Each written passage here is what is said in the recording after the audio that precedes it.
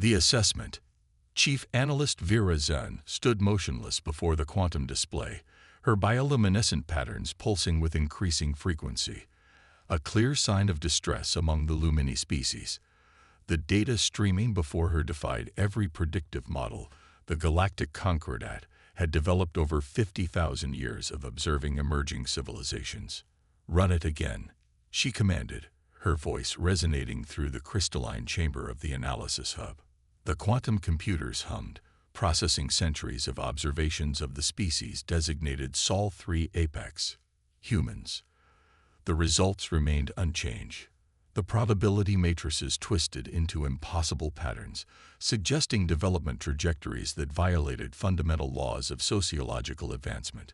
Where other species followed predictable paths of technological and social evolution, humans seemed to scatter in 1,000 directions simultaneously.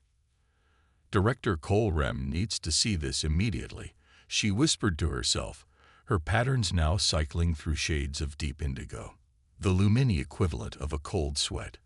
The journey to the director's chamber took precisely 6 minutes and 43 seconds, but to Vera Zan, it felt like an eternity. The data crystal in her hand contained findings that could reshape Concordat policy for centuries to come. Director Cole Rem's chamber was, like all Lumini spaces, a marvel of crystalline architecture. But unlike the analytical precision of the hub, this room was designed to foster contemplation. Light bounced through carefully arranged prisms, creating an ever-shifting aurora that helped calm troubled minds. "Speak, Chief Analyst." Cole Rem's deeply resonant voice filled the chamber. His ancient form glowed with the steady blue-white light of one who had seen millennia pass. "Director, the human emergence assessment is complete, but..." She paused, her patterns flickering with uncertainty. "The results defy all established parameters." "Explain." Vera Zan inserted the data crystal into the chamber's central pillar. Immediately, the aurora was replaced by a complex web of interconnected data points, each representing a crucial aspect of human development. "As you know, we've been monitoring Earth since their discovery of atomic energy. Standard protocol suggested at least 3 more centuries before they achieved interstellar capabilities. But their development isn't following any known pattern." The display shifted, showing a time-lapse of human technological advancement over the past century. What should have been a steady, predictable progression instead resembled a chaotic burst of interconnected leaps. "They're advancing across multiple technological fronts simultaneously," Vera Zan continued. "Where other species master one field before moving to the next, humans seem to stumble into breakthroughs almost accidentally. They make connections that our most advanced AI systems fail to predict." Cole Rem's patterns shifted to a deep purple, a sign of intense concentration. "Show me a specific example." "Their approach to quantum computing," Vera Zan responded, adjusting the display. "Most species spend centuries mastering classical computing before attempting quantum systems. Humans, they started exploring quantum mechanics while still using silicon chips. They're building quantum computers using room-temperature materials that our scientists deemed theoretically impossible. Perhaps they discovered advanced technology." Cole Rem suggested, "It wouldn't be the first time a species made a leap through archaeological findings." "No, Director. That's what makes this so unprecedented. They're not following any established technological path. They're creating entirely new ones. Our predictive models can't map their development because they're not building on existing knowledge. They're generating novel solutions that bypass entire stages of what we considered necessary development." The display shifted again, showing a comparison between standard civilization development patterns and human advancement. Where other species followed a clear, branching tree of technological progress, the human pattern looked more like a web, with countless interconnections and unexpected shortcuts. "Their problem-solving methodology is unique," Vera Zan explained. "When faced with a technological barrier, most species systematically work through established theoretical frameworks. Humans, they try everything simultaneously. They pursue thousands of different approaches, most of which fail. But when they find something that works, even partially, they immediately build upon it, often discovering solutions that our science suggested were impossible. Colrem's patterns had shifted to a rare shade of crimson. You believe they represent a threat. Not intentionally, Director, but their rate of advancement is accelerating. According to our most conservative models, they'll achieve interstellar travel within 50 years, not 3 centuries as previously estimated. And given their unique approach to technology, they won't follow established protocols, Colrem finished. They'll develop their own methods, their own technologies, outside our ability to predict or control. Exactly. The Concordat's entire system of technological regulation is based on predictable development paths. Human innovation doesn't follow any path we can model. They're not deliberately hostile, but their very existence threatens the stability of galactic civilization. The chamber fell silent as Colrem processed the implications. For 50,000 years, the Concordat had maintained peace through careful regulation of technological advancement. Species were guided along well-understood paths, ensuring compatible technologies and predictable interactions. Humans threatened to shatter that carefully maintained order. Your recommendation, Chief Analyst. Virazan's patterns stabilized into the formal configuration of official testimony. The data suggests 3 options. First, immediate containment, using our most advanced technology to isolate their system and prevent further advancement.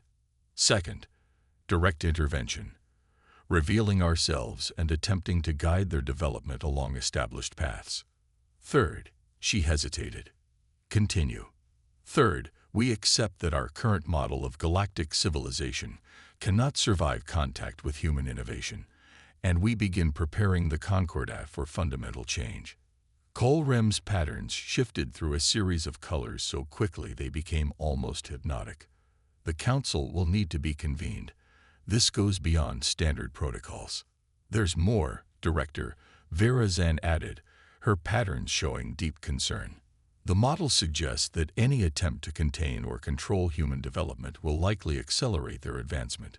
Their response to challenges appears to be exponential innovation. The harder we try to restrict them, the faster they'll develop, Colrem concluded. Prepare a full presentation for the Council. Include all data, all projections. They need to understand exactly what we're facing. As Virazan left the chamber, her patterns had settled into a steady rhythm of deep blue and gold, the colors of one facing an inevitable storm. The Concordat had spent 50 millennia creating perfect order among the stars. But order, she realized, was about to meet its greatest challenge: human chaos. The question wasn't whether humanity would change the galaxy. The question was whether the galaxy could survive the change. The experiment.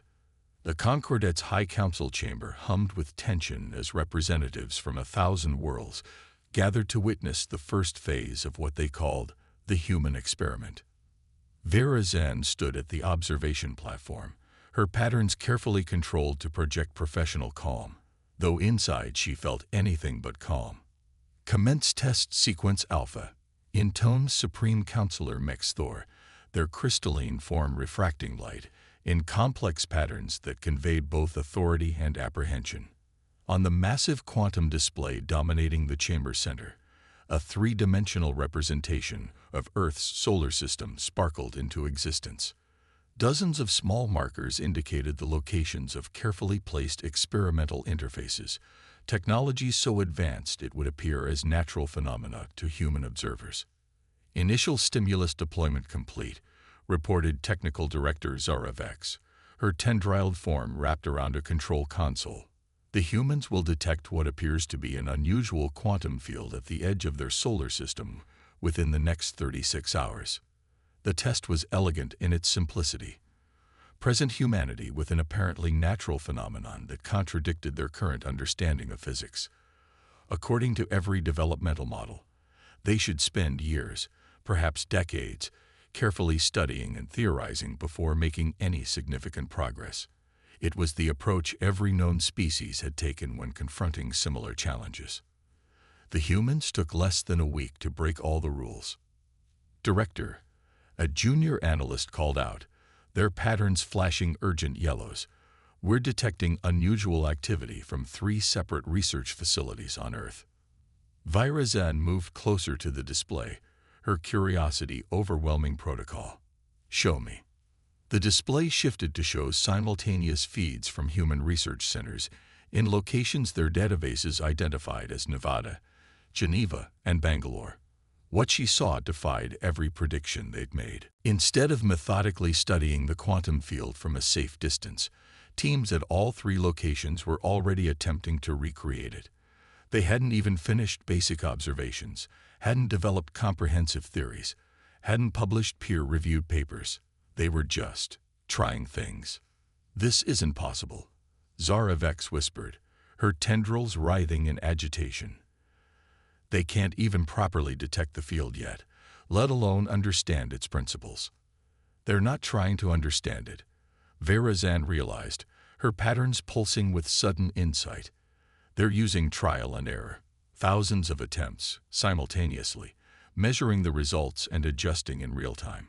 The council chamber erupted in concerned murmurs as the humans continued their chaotic approach to discovery. Where other species would see randomness, Virazan recognized a pattern emerging, one that sent chills through her crystalline form. They're crowdsourcing discovery, she announced, her voice cutting through the chamber's chaos. Each facility is trying different approaches, sharing data in real time, building on each other's failures as much as their successes. Supreme Counselor Mexthor's patterns shifted to deep indigo. How long until they achieve reproducible results? Before anyone could answer, new alerts flashed across the display. The humans had already managed to generate a small-scale version of the quantum field. It was crude, inefficient, and nothing like the Concordat's elegant technology, but it worked. 7 days, Virazan stated, her patterns reflecting disbelief. They've accomplished in 7 days what took the Centauri 3 centuries to achieve. Impossible, shouted a council member. They must have had help. Hidden technology. Something we missed in our surveillance. No, Virazan responded, her patterns now showing a mix of fear and fascination. This is pure human innovation. They're not building on established principles. They're creating new ones. Their solution barely resembles our technology. They saw the effect they wanted to achieve and found their own path to create it. The display shifted again, showing new data streams from Earth. The humans weren't stopping with simple replication. They were already exploring applications, modifications, combinations with other technologies. Their chaotic approach was yielding results that even the Concordat's most advanced prediction engines couldn't have anticipated. Terminate the experiment, ordered Mexthor. Remove the quantum field immediately. It's too late, Zara Vex responded, her tendrils almost tied in knots. They've already collected enough data. Removing the field now won't stop them. It might even accelerate their progress as they try to understand why it disappeared. Virazan watched as new human research facilities joined the effort, each adding their own unique approach to the problem. Their methodology defied everything she thought she knew about scientific advancement. They weren't standing on the shoulders of giants. They were building a human pyramid, climbing over each other in a mad rush to reach new heights. We need to proceed with test sequence beta, she announced, her patterns showing grim determination. We need to understand the full extent of their capabilities before they understand enough to detect us. Beta sequence involves multiple stimuli, Mexthor noted. Given their response to a single stimulus, the risk of not knowing is greater, Virazan interrupted, breaking protocol. They've demonstrated an ability to advance faster than our models can predict. We need data, Supreme Counselor. We need to understand how they handle multiple challenges simultaneously. The council chamber fell silent as the implications sank in. The humans hadn't just survived their first test. They'd completely bypassed dozens of expected developmental stages in the process. And they'd done it with technology that barely resembled anything in the Concordat's vast database of scientific advancement. Proceed with beta sequence, Mexthor finally ordered. but be prepared to terminate at the first sign of trouble. We may have already shown them too much."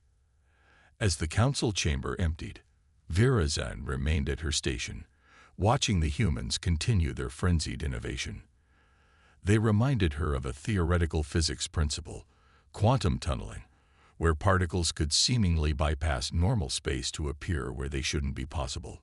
Humanity was tunneling through technological advancement, skipping what the Concordat had always assumed were necessary stages of development. The question was, what would they do when they discovered who had been testing them? Because at the rate they were advancing, that discovery was no longer a matter of if, but when. The awakening.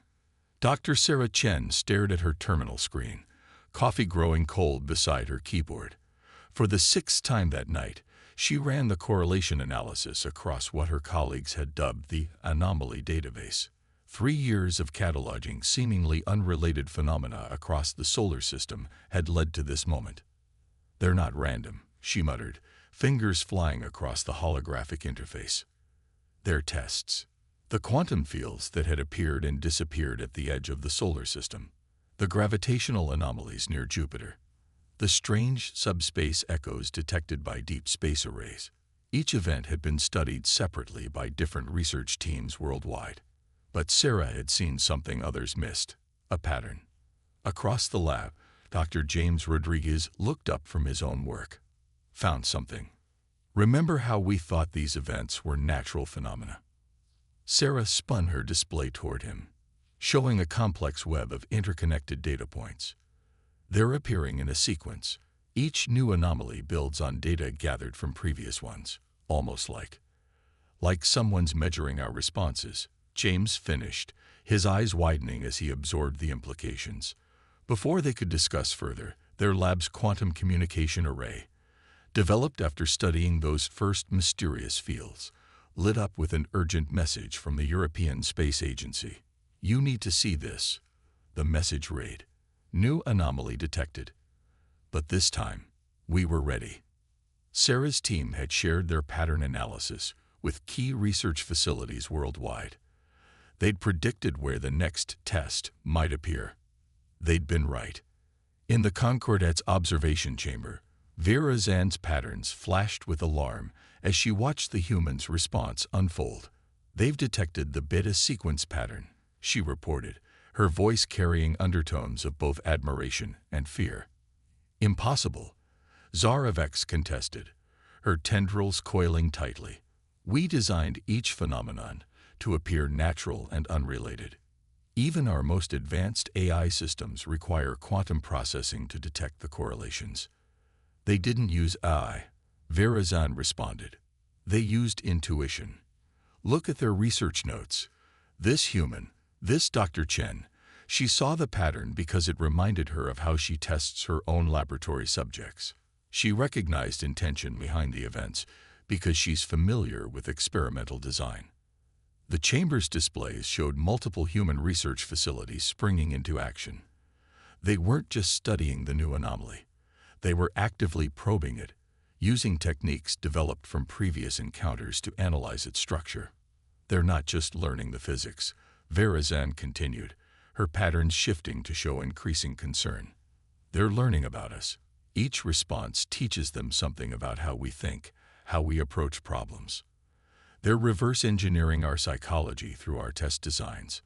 In her lab on Earth, Sarah was reaching similar conclusions. The anomalies weren't just testing human scientific capabilities.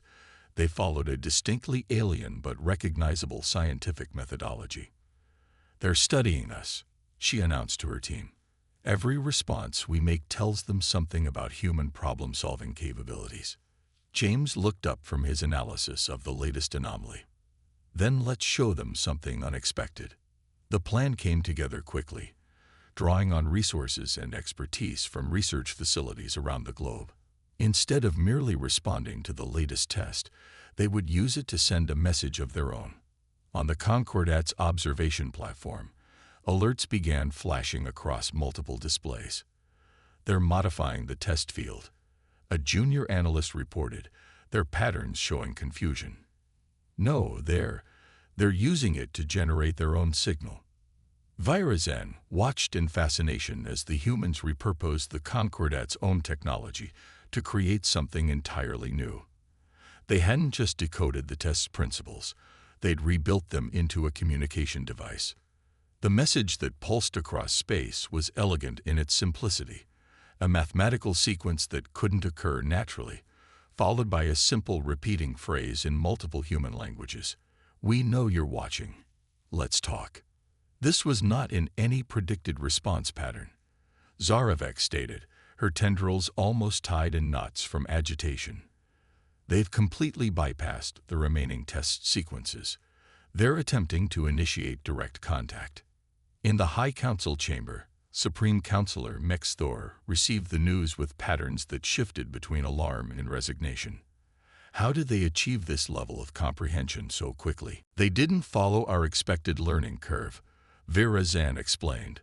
While we were carefully measuring their responses to each individual test, they were gathering metadata about the testing process itself.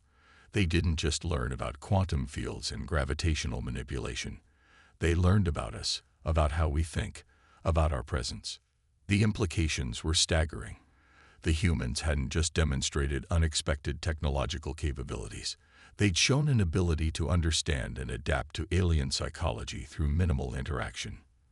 They transformed from test subjects into active participants in a dialogue they weren't supposed to know existed. "We need to make a decision," Virazan continued. "They know we're here. They've demonstrated capabilities far beyond our predictions, and now they're reaching out. If we don't respond, they'll find other ways to make contact. They've shown remarkable creativity in repurposing our own technology." In her lab on Earth, Sarah waited with her team as their message pulsed across the solar system. They'd thrown the scientific equivalent of a pebble at a window, letting their watchers know the game was up. Now came the crucial moment. Would they answer? The response, when it came, was not what anyone expected. Instead of a return signal, the sky above Earth lit up with aurora-like displays visible from pole to pole. In labs across the planet, quantum sensors detected massive energy signatures appearing in near-Earth orbit. They weren't just getting an answer. They were getting visitors. "Well," Sarah said, watching the light show through her lab window, "I guess they decided to skip the pen pal phase and go straight to a house call." The revelation.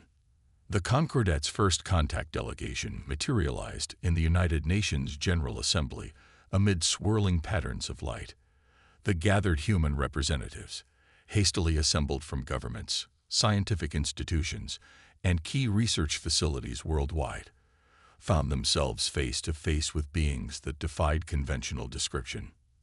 Virazan's crystalline form caught and refracted light in ways that made human eyes struggle to focus. Beside her, Supreme Counselor Mex Thor's more massive crystalline structure seemed to bend space itself.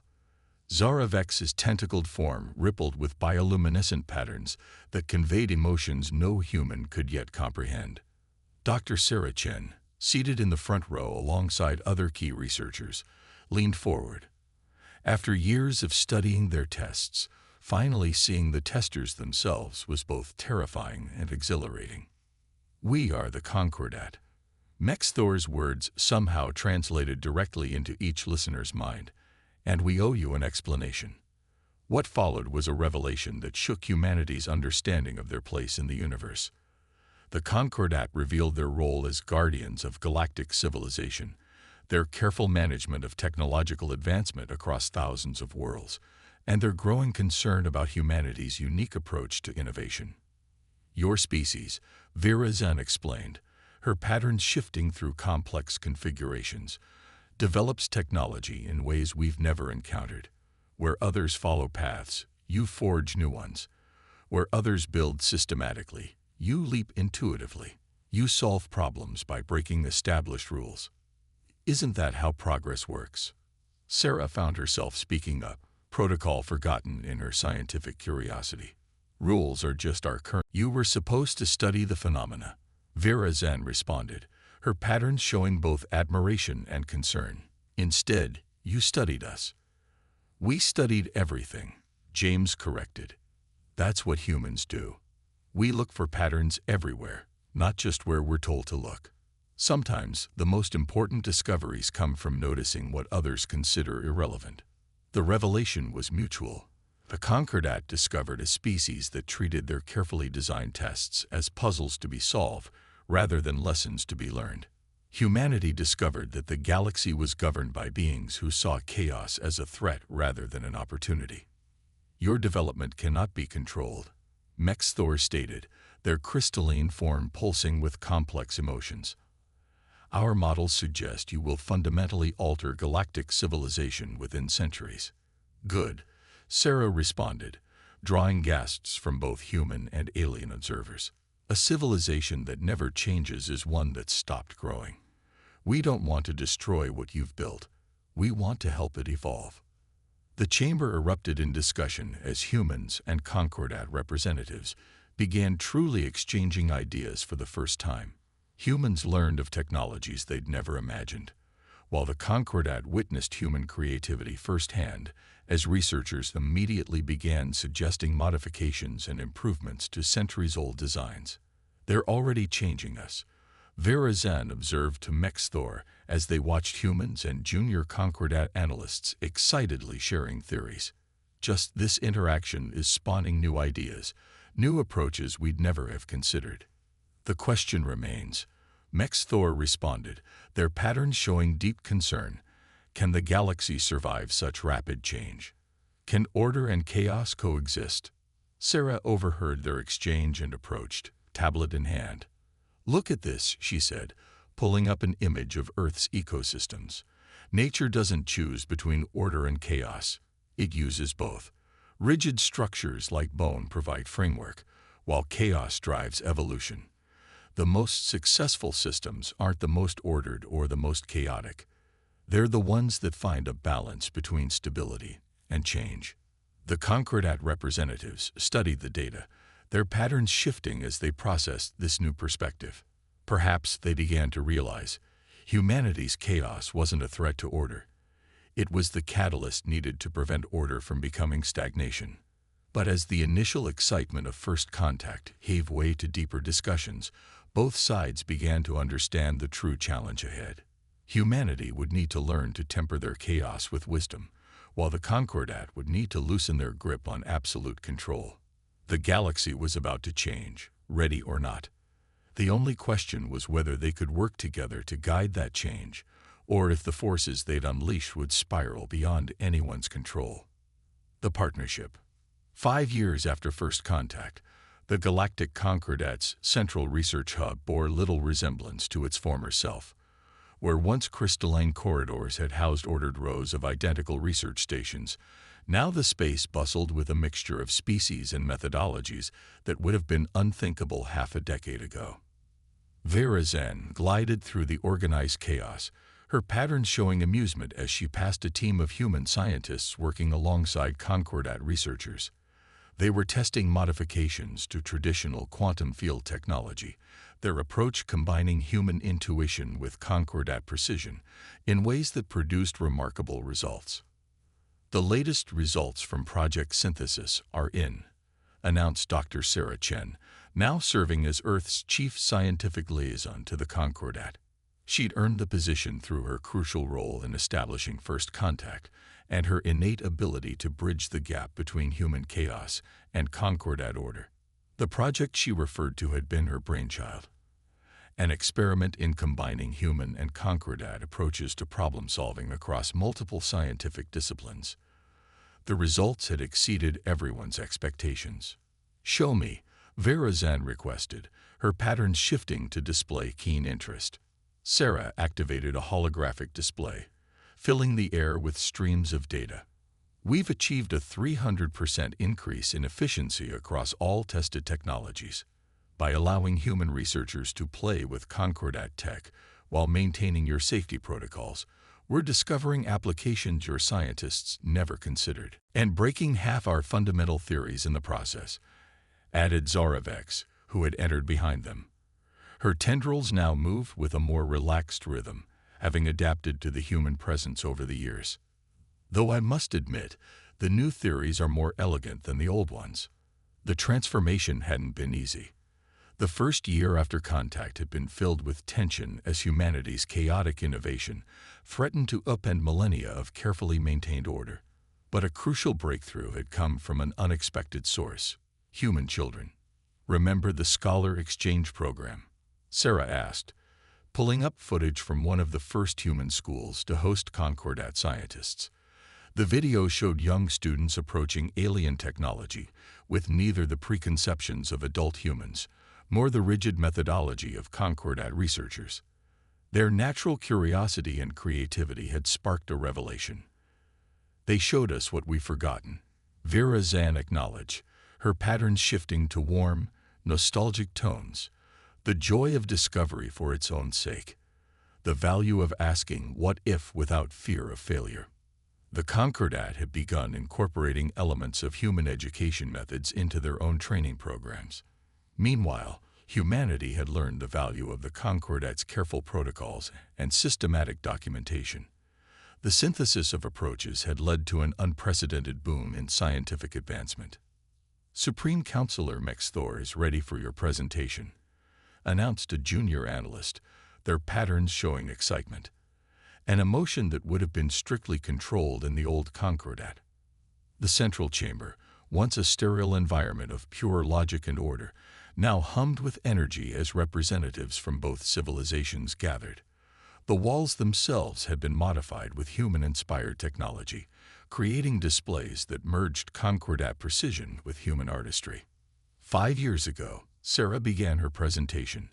"We stood in this chamber as strangers, each fearing the other's influence. Today, we stand as partners in the greatest scientific and cultural exchange in galactic history." The displays came alive with data from Project Synthesis, new technologies that combine Concordat stability with human creativity, medical breakthroughs born from human intuition guided by Concordat precision, faster-than-light travel innovations that had cut journey times in half while improving safety exponentially.